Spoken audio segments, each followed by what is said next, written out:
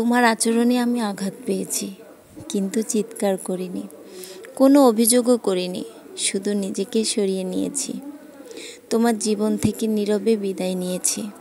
তুমি হয়তো ভেবেছ জয়ী হয়েছ, কিন্তু সময়ের সাথে সাথে এই নীরবতা তোমার বিদায়ের দরজা কড়া নাড়বে।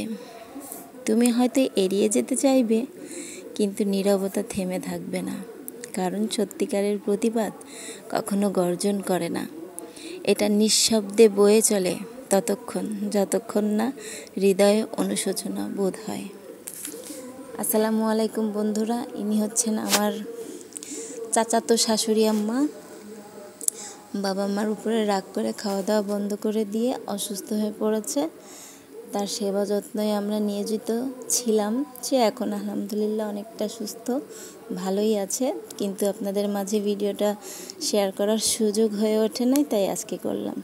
শুভরাত্রি, সবাই ভালো থাকবেন। আল্লাহ হাফেজ।